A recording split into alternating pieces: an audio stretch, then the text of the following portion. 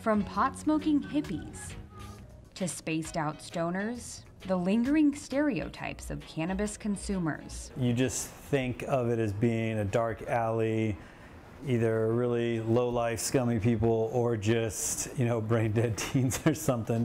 But with marijuana now legal in some form in 30 states across the country, the industry is fighting to change those perceptions. Los Angeles-based cannabis company MedMen recently launched Forget Stoner, a multi-million-dollar advertising campaign. I think there's a huge untapped customer base. We're trying to, elevate that conversation to make it okay for us to talk about cannabis. The company has plastered ads throughout LA to showcase ordinary and successful people who use cannabis. We're seeing more marketers and advertisers who are starting to show this consumer more respect.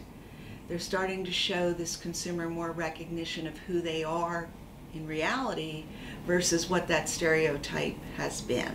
But not everyone wants to see the recreational use of cannabis normalized. Some worry that improving pot's image ignores its potential for harm. Studies have found that smoking pot may be linked to higher chances of traffic accidents, chronic bronchitis from long-term use, and schizophrenia, especially in the most frequent users. The marijuana industry is not about Cheech and Chong anymore. It's not about Woodstock. It's about Wall Street and Silicon Valley. What the pot industry is doing now, it's exactly what big tobacco did 80 years ago. They're taking doctors, respected people in the community, business people, and they're saying that, look, we all use marijuana. You should too. Cannabis advocates say increased legalization has created more acceptance toward marijuana among the general public.